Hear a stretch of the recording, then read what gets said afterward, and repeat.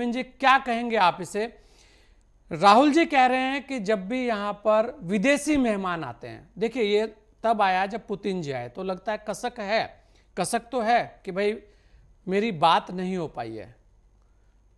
कैसे आप देखते हैं, क्या लगता है आपको, क्या वास्तव में भारतीय जनता पार्टी विपक्ष को बिल्कुल अलग थलग की है?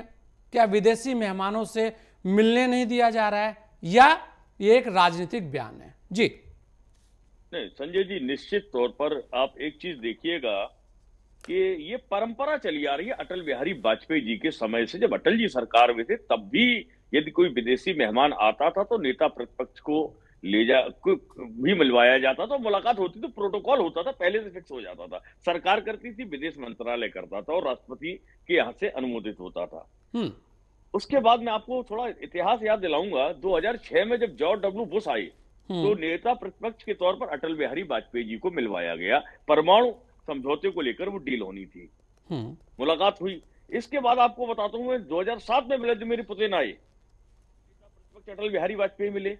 उसके बाद 2008 में महमूद अहमदी जियाद ईरान के राष्ट्रपति आए, उनसे भी अटल बिहारी वाजपेयी जी की मुलाकात हुई। और उसके बाद जब सुषमा स्वराज जी नेता प्रतिपक्ष बनी तो इजराइल के पीएम आए, बराक ओबामा आए, तमाम नेताओं की लंबी फेहरिस्त है। डेविड कैमरॉन आए, तमाम हामिद करजई आए, इन सबसे मुलाकात कराई गई है नेता प्रतिपक्ष की, हमेशा कराई गई। ये प्रोटोकॉल रहा है और ये प्रणाली रही है। और इसके लिए कोई जो भारतीय जनता पार्टी के लोग कह रहे हैं कि नहीं साहब पहले आपको लेटर देना पड़ेगा, ये सब परंपरा थी ही नहीं। ये तो डिसीजन विदेश मंत्रालय करता था, प्रधानमंत्री कार्यालय करता था, राष्ट्रपति के यहाँ से होता था। तीसरा तो कोई इसमें चैनल होता ही नहीं था। वो तय करते थे कि ये लोग मिलेंगे, तो यही होता था। इसमें कोई पूछने की जरूरत नहीं होती थी। लेकिन अब आपने इस प्रणाली को 2014 में सरकार में आने के बाद से बंद कर दिया।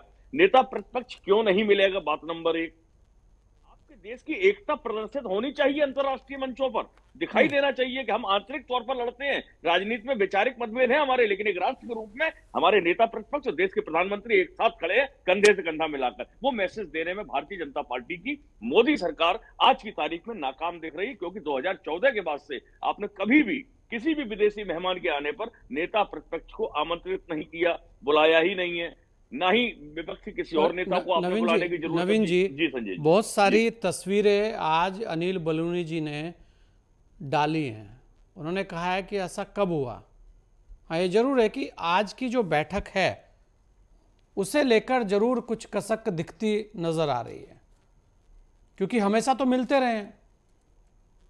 संजय जी आप बता दीजिए 2014 के बाद से कब मिलने दिया गया, किस नेता प्रतिपक्ष को मिलवाया गया? रमाकांत जी, मेरे पास रमाकांत जी बता दीजिए। एक लाइन और संजय जी मैं और कहना चाह रहा था कि हाँ हाँ, आज आपने तमाम बातें करी पुतिन के साथ में। पुतिन की बहुत अच्छी मित्रता, प्रगाढ़ मित्रता चाइना के साथ है, शी जिनपिंग के साथ बहुत घनिष्ठता है उनकी। हाँ। क्यों नहीं प्रधानमंत्री जी ने अरुणाचल का मुद्दा उनके नॉलेज में डाला, उठाया कि भाई आप एक बार बात करिए और इस तरीके से इसको सॉर्ट आउट कराइए। अरुणाचल की हमारे देश की नागरिक जाती है और वो कह देते नहीं अरुणाचल तो आपका। पर नवीन जी, मुद्दे कुछ बार ऐसे भी होते हैं कि वो मुद्दे बाहरी मंचों पर भी उठा दिए जाते हैं, तब शायद मुझे लग रहा है तब भी सवाल खड़े होते हैं। चलिए।